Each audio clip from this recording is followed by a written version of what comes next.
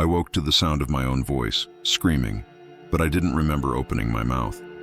The room was dark, too dark, even though the clock on the bedside table blinked 3:17 a.m. The sheets were twisted around my legs, cold in places they shouldn't be, and my phone lay face down on the floor, screen cracked.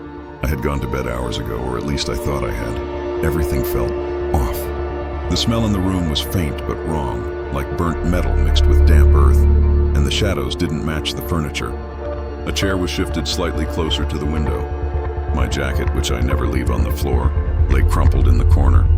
My heart pounded. I tried to piece it together. Where had I been? What had I done? Then I saw it. A note, written in a handwriting I didn't recognize, taped to the inside of my closet door. 3 words, jagged and hurried.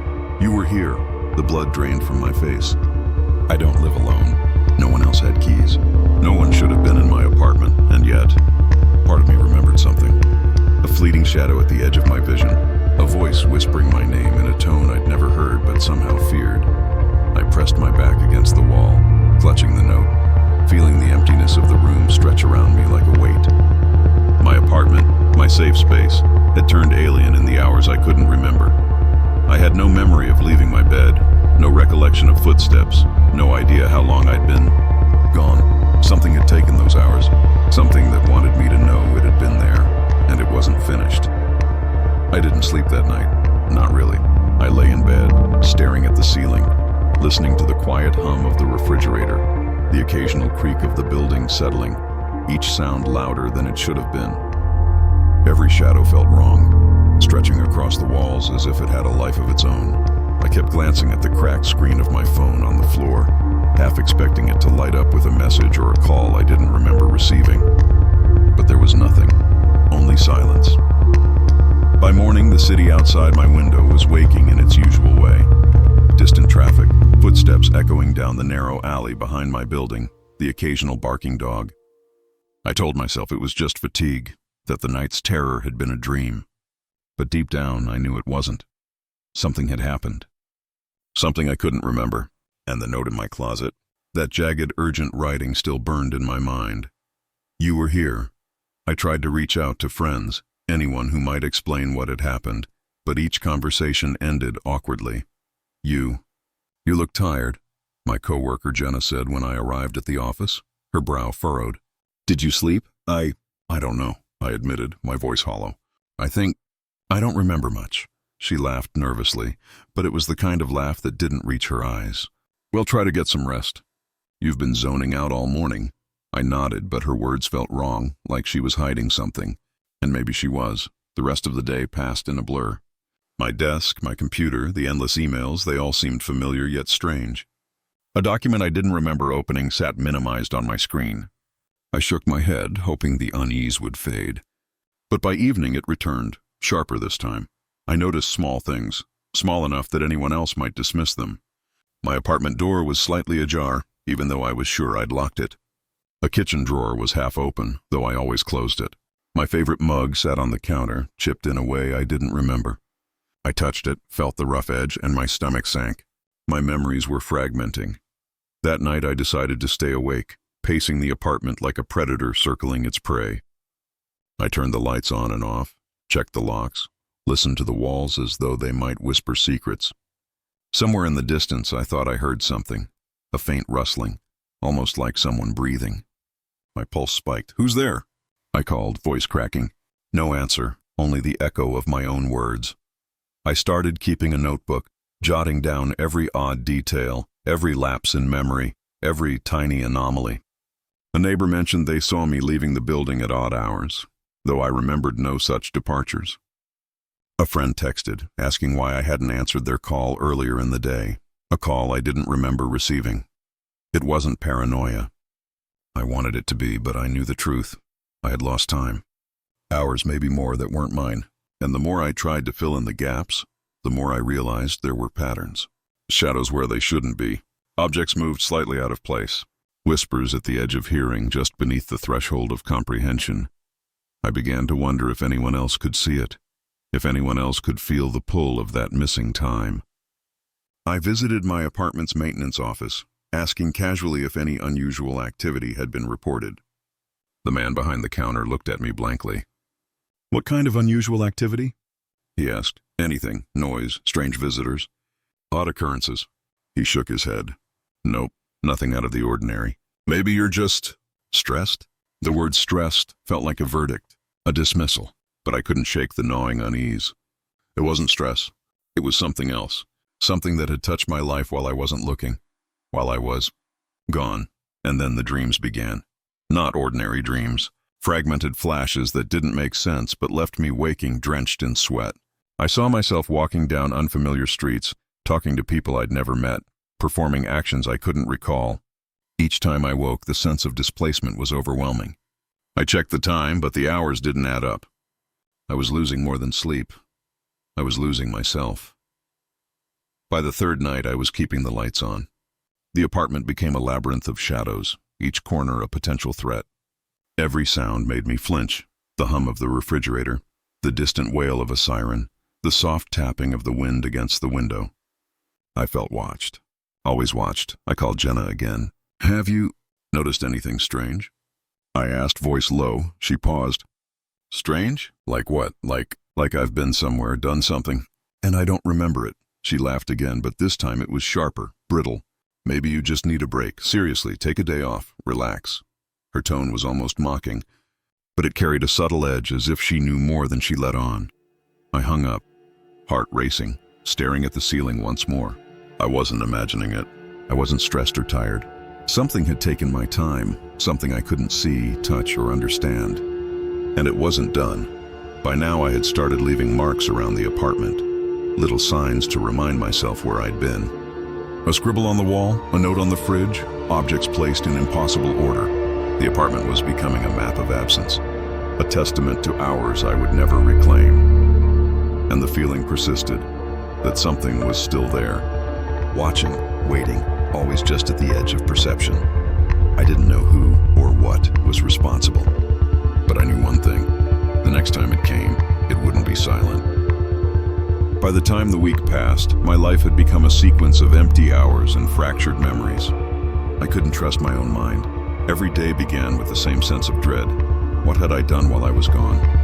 Where had I been? What had I said or failed to say? And the notes kept appearing. Small, precise, unreadable handwriting on scraps of paper tucked into corners I didn't remember checking. The first time I discovered a note outside my apartment door, I froze. "They're watching you. Don't sleep." The paper had been folded neatly, tucked under the mat. I couldn't recall leaving the door unlocked. My hands shook as I held it, and a cold pulse of fear ran through me. Whoever or whatever was doing this wasn't content to remain unseen. It wanted acknowledgement. I tried to explain it to Jenna, but the conversation quickly devolved. "You're scaring yourself," she said, voice clipped, cutting. "You've got to stop looking for ghosts in your apartment." "They're not ghosts," I said, almost shouting, my fingers gripping the edge of her desk. "Something's taking my time. I don't know how else to explain it." She leaned back, her eyes narrowing, and whispered, almost to herself, "Maybe it's not the time you should be worried about. Maybe it's what happens after." Her words lingered, a dissonant note that refused to fade. I wanted to press her, but fear stopped me. Fear of what I might learn if I pushed too far. That night, the first real sign of intrusion arrived. My apartment door, locked hours before, was open when I returned. The air smelled damp and metallic. On the kitchen counter, my favorite mug lay shattered. Water spilled across the tiles. I backed away slowly, my mind racing. I hadn't touched it. I hadn't been anywhere. And yet somehow this had happened while I was absent. I began documenting everything in meticulous detail. Times I went to bed, times I woke, every step I took outside, every interaction. I drew crude maps of my apartment and even marked the street outside. Still, it wasn't enough. By midweek, I noticed that my notes had been moved, sometimes shifted slightly, sometimes missing entirely. And new ones appeared, cryptic phrases like, "Time is slipping, you can't hide, they remember you." I stopped telling friends. I couldn't risk someone thinking I was losing it completely. And yet I knew I was. The edges of reality blurred. My reflection in the mirror seemed delayed, as if it were responding a fraction of a second too late. I caught glimpses of shadows moving independently of their sources. And worst of all, My memories began to fragment further. Brief flashes, unknown faces, unfamiliar streets. Conversations I didn't recall flickered behind my eyes. Then came the whispers. It began softly, almost imperceptibly, during the quiet moments, when the apartment was still, or when I walked down a deserted street. I could never quite make out the words, but I knew they were my name and something more, something urgent, almost pleading. I started carrying a recorder everywhere, hoping to catch the sound. Playbacks revealed nothing, only the faint hum of background noise. My mind began to twist, wondering if it was paranoia, hallucination, or something far worse. A week later, I met the first person who might have understood. A man named Carl, whom I encountered at a late-night diner while scribbling notes in the corner. He was older, wiry, and had eyes that seemed too knowing for someone so ordinary. "You've noticed it, haven't you?" he said before I could speak, leaning over my table. His voice was low, cautious. "You've felt the gaps. Yes," I stammered. You know about it?" "More than you think," he replied. "Lost time isn't uncommon. People think they're going crazy, but they're not. There are forces, entities if you like, that slip through the cracks.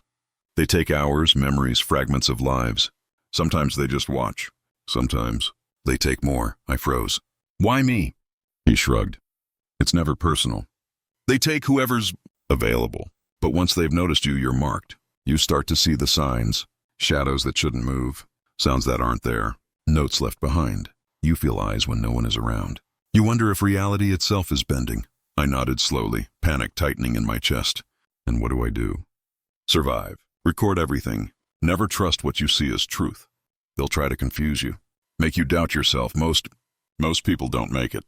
The gaps swallow them completely." That night I returned to my apartment, Carl's words echoing in my mind. The air smelled different, sour, coppery, and the shadows seemed longer, darker. I felt them in the corners of my eyes, twisting, stretching, waiting. I kept my lights on, checked every lock, and then, for the first time, I saw it. Not fully, just a flicker at the edge of my vision. A movement in the hall, humanoid but wrong. Too tall, too thin, the limbs bending at impossible angles. I froze, unable to breathe, heart hammering. Then it vanished. I began experimenting with ways to document these occurrences. Motion sensors, cameras, recording devices. But the results were always the same. Nothing. No movement, no sound. Just the eerie feeling of presence and the undeniable truth that something was there. Something outside normal time, observing, interacting, waiting. I started noticing patterns. The intrusions were never random. They occurred when I was most vulnerable, late at night, during moments of solitude, when I was least alert. And always after these incidents, time gaps appeared. Minutes or sometimes hours vanished. I could reconstruct parts, flashes of a street I didn't recognize, conversations I didn't remember, objects I had never owned appearing briefly in my apartment. But the details were always incomplete, fragmented, elusive. One night, as I lay in bed, I heard a whisper from the hallway. "Why do you resist?" I bolted upright. My apartment was empty. Nothing moved. And yet I felt watched, every fiber of my being on edge. The air seemed heavier, pressing down on me. My hands trembled as I reached for my recorder. I played it back. Silence. Absolute silence. Paranoia became a constant companion. I stopped leaving the apartment. I stopped trusting friends, strangers, even myself. Every sound, every shadow, every crack of light through the blinds became a potential threat. And still, the notes appeared. Small, deliberate, sometimes threatening, sometimes taunting. You can't hide. We see you. Time is ours. One evening, Carl returned, arriving without notice. He found me hunched over my notes, a candle flickering in the otherwise dark apartment.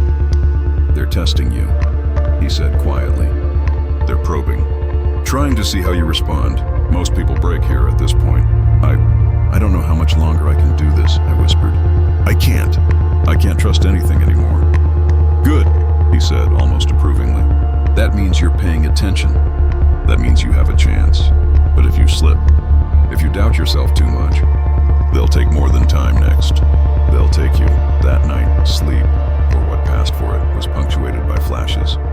I saw myself walking unfamiliar streets, speaking to strangers who vanished when I blinked.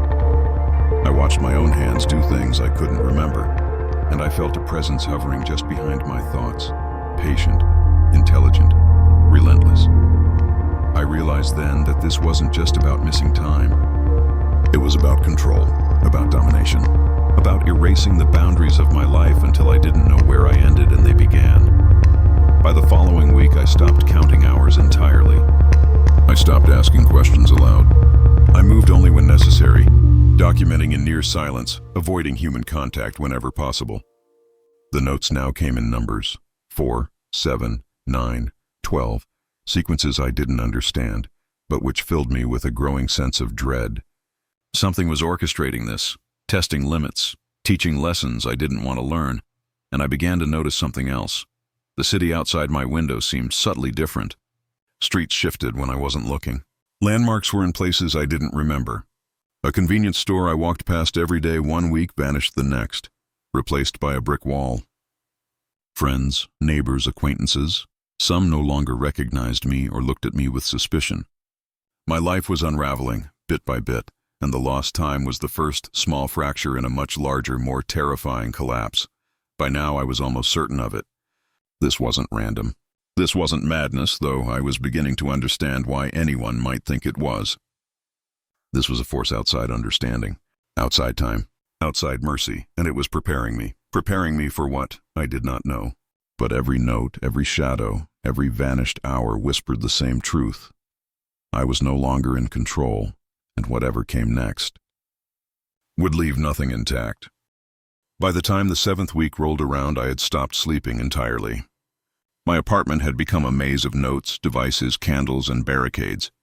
Every surface was marked with signs, numbers, symbols, arrows, tracking the hours I didn't remember. Every corner held cameras or motion detectors, though nothing ever appeared on the screens. And still the intrusions came. Shadows moved independently.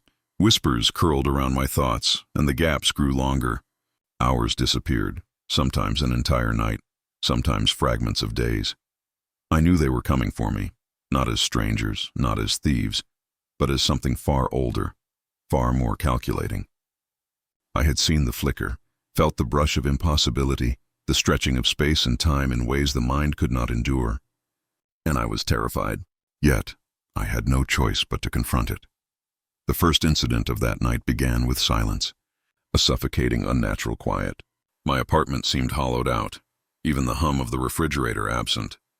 The shadows were thicker, darker, pooling unnaturally in the corners. I saw it first at the edge of my vision. A figure impossibly thin, limbs bending at angles that should not exist, standing just outside the circle of candlelight. It was waiting.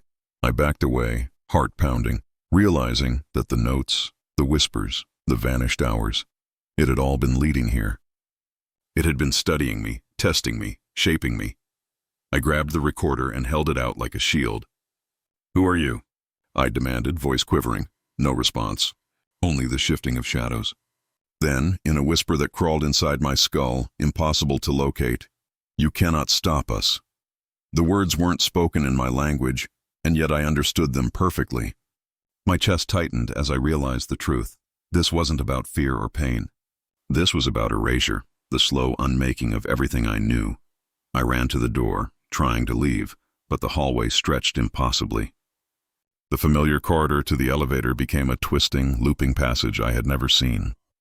Doors opened onto walls. Walls led into rooms I didn't recognize. I was trapped inside my own building, inside a warped version of my reality. Every turn, every step felt like hours had vanished, and they were erasing my timeline as I moved. In desperation, I called Carl. "They've got you," he said immediately, his voice sharp, strained. "Do not resist. Let them pull you through, but stay conscious. Don't lose yourself completely. Let them." "How can I let them?" My voice cracked. "They're changing everything." "They're always changing everything," he whispered. "That's their nature. But they need acknowledgement. Focus. Anchor yourself to memory, to your own existence. Don't let them rewrite you." I stumbled through the apartment, feeling the air grow thick, heavy with a presence that was patient, intelligent, waiting for me to falter. I caught glimpses of figures in the periphery, others, shadows, reflections of myself I didn't recognize. Each time I blinked, I lost something, a recollection, a phrase, the familiarity of the space. I screamed, and my voice echoed unnaturally. I turned a corner and found myself in the kitchen. The shattered mug from the first week lay whole on the counter. The note under the mat had multiplied into dozens, everyone identical. "You were here." Then the temperature dropped. The candle flames twisted, bending sideways as if blown by an invisible wind. The shadows gathered, stretching into spikes, merging into a towering humanoid form. Its face I couldn't see, or maybe I couldn't comprehend it. My mind rejected the geometry of what I was seeing. Limbs bent, elongated, arms that seemed to split into smaller limbs, fingers that curved impossibly. "You belong to us now." The whisper reverberated inside my skull. Pain like none I had known. Not physical, but mental, psychic, crushing the edges of my perception. Memories, names, dates, friends, family, they all blurred into a gray fog. I fought to anchor myself, to hold on to the fragments of identity that remained. I screamed again, and the figure shifted, splitting into multiple forms that mimicked my movements, mirroring my panic. Each one whispered secrets I could not understand, promises I could not trust, commands that clawed at my mind. I staggered back, colliding with a wall that shouldn't have been there. The room twisted around me, time bent. I saw a reflection of myself as a child, then as an older man, then as someone I had never been. All of them screaming silently. Carl's voice pierced the chaos. "Remember who you are." "Anchor yourself. The gaps. They cannot touch your core." I clenched my fists, tried to focus, repeating names, faces, memories, events, anything to ground myself. The figure advanced, or maybe I moved backward. I couldn't tell. Each step, each breath felt like an eternity condensed into seconds. Then I heard voices, not the whispers, not the impossible words, but real voices. People I knew, a neighbor calling my name, Jenna shouting, Carl's urgent guidance. They were muffled, distant but unmistakable. They were anchors, fragments of reality cutting through the warped time. I lunged at the tallest shadow. My hands passed through, but I clutched something, my own memory. A scene from last year, a birthday party, laughter, warmth. I focused, held it tight, and felt the edges of the entity hesitate. It recoiled, twisting violently, screeching in a language my mind could not parse. Time itself seemed to rebel.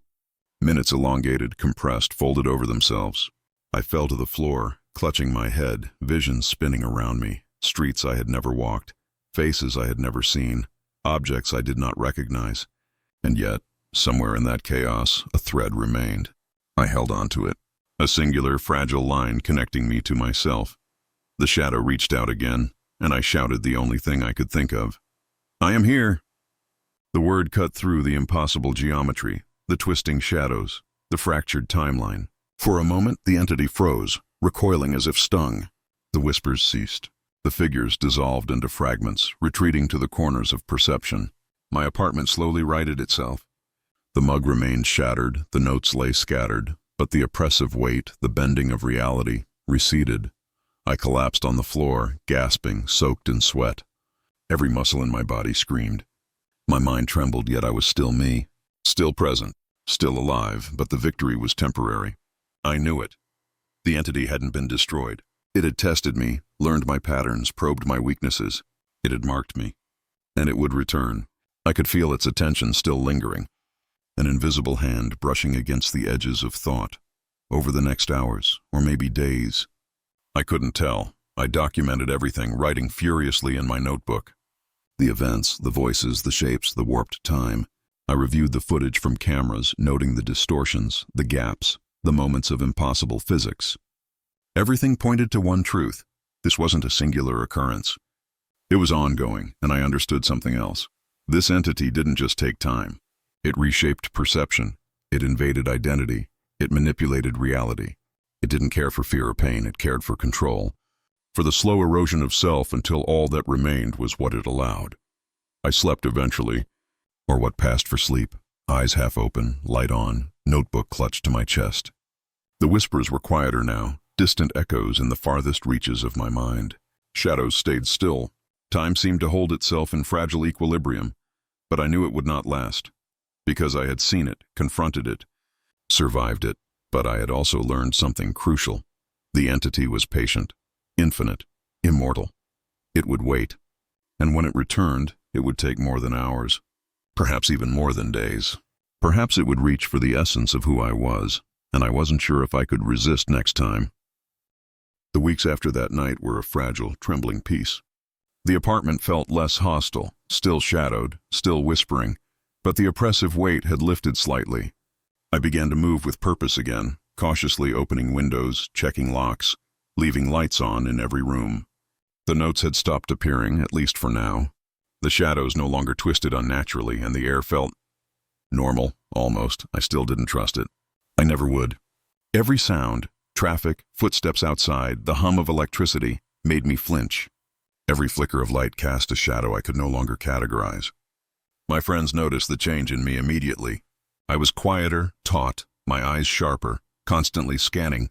"Faraz, you look different," Jenna said one evening when she came to check on me. "You've been through something." "I have," I admitted, not elaborating. "How could I? Who would believe me? I just need time." She nodded uneasily. "You seem hollow." I didn't argue. She wasn't wrong. Hollow was an understatement.